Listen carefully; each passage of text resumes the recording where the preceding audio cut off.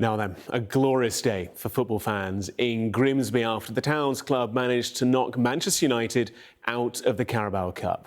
The Mariners stunned the Red Devils when they took a 2-goal lead before half-time. Charles Vernon scoring with a sublime finish, there it was, in just the 22nd minute.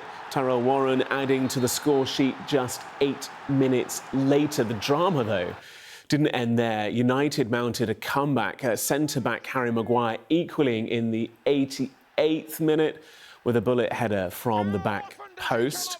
Ruben Amorim's men had a lifeline and were hoping to put the last 90 minutes behind them when it went to a penalty shootout. And what a shootout it was. But it wasn't meant to be. Brian Mbeumo sealing Manchester United's fate when his spot kick smashed into the crossbar, putting Grimsby into the next round. Well, United heads coach Ruben Amorim told Sky Sports after the game the best team had won. The best team won, the only team that was on the pitch. The best players lose because one team can win against any group of players. And I think that the team and the players spoke really loud today.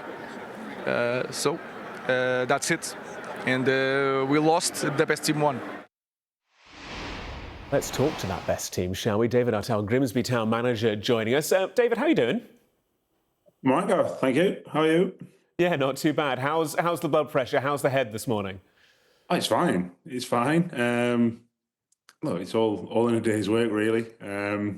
I've watched the first half back. I've got another half to go. Then I've got to watch Bristol Rovers this afternoon ahead of our game Saturday. So it's nice to be interrupted by, things such as this. But yeah, it's a terrific night we had last night for the town, the community, everyone associated with Grimsby Town, and it's why we work hard. It's why we try and improve every day. Why we try and get better. In the hope that we managed to beat a team full of superstars with all the riches and all the prestige and stature that is a club such as Manchester United. If you don't mind me saying, David, you're cutting a pretty laid-back figure. Is that the key to this?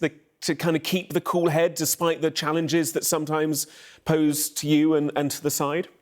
Yeah, my job is to remain calm so the players know that they've got a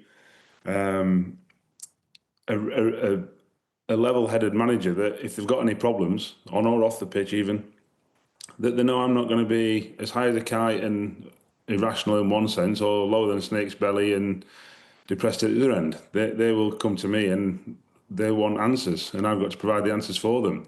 So, yes, it's great. I hope they're enjoying their day off. We've given them a day off. I hope they're resting, recovering and refueling. We've given them, plenty of nutrition advice. Our nutritionist has given them lots of information because this is game 7 of 8 this month and 10 in 36 days. So it's a tough schedule for us. But at the same time, my job is to prepare for the next game. Don't get too carried away, because if you do, then football has an awful habit of kicking you right in the shins. And I want my team to go out there on Saturday and play as well as they did last night. You're keeping it together. I think it's fair to say that the sellout 8,647 strong crowd had a slightly different reaction. We saw that footage a few moments ago. What was the atmosphere like when that ball hit the crossbar and you guys sealed that historic win? It was electrical night, I have to say. The noise at the final when the ball hit the bar, it wasn't the first time there was noise like that last night, and it wasn't just the goals either. There was moments throughout the whole game where the crowd really got behind us. It's the best atmosphere I've certainly heard at Blundle Park by a distance. And like I said, the crowd definitely played their part. I thought they were magnificent, and that's what it takes. That's what it takes to beat a club the size and stature of Manchester United. And we do it together. We can't do it as a group of individuals. We've got to do it as a team, as a collective.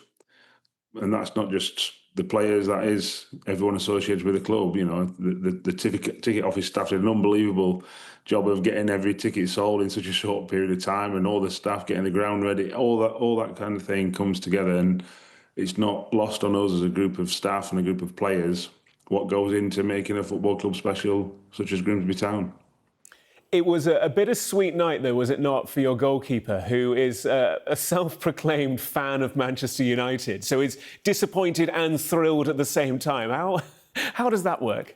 Yeah, I didn't know he was a Manchester United fan. It's not a question that I ask players when I'm doing due diligence. You know, who's the Premier League club of your choice?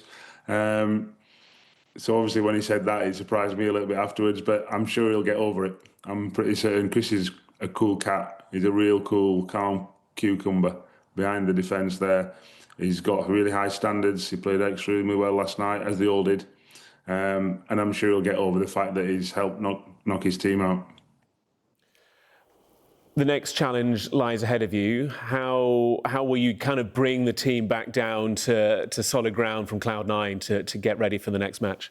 I think that's going to be part of a challenge, but I think the professional, you know, somebody asked me before the game, how have you kept the lads' feet focused on the league games before we play Manchester United? Well, we won 2 and drawn 1. From the draw to the Manchester United game, we're unbeaten all season, 7 games in.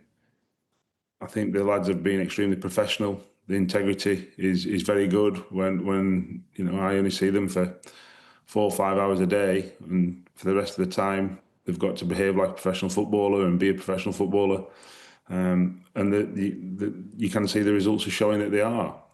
So we will talk about it, obviously, and share feelings. That when we do a review after every game, the first question I ask, how did you feel in the game? That's the first question I always ask, because I think the feelings are important. I really do. And they will tell us, I felt this at this point, this at this point. It'll be interesting to see what they feel throughout the 90 minutes of last night's game, and use that as learning and, you know, understanding players better and what they need from us as staff going forward, and that will, you know, lead into what interventions we give them and what we say to certain players for the rest of Friday and before the game on Saturday. David Artell, Grimsby Town manager, I really appreciate you sharing your time, and all the best for the rest of the Carabao Cup as well. Thank you. No problem. Thanks, Gareth.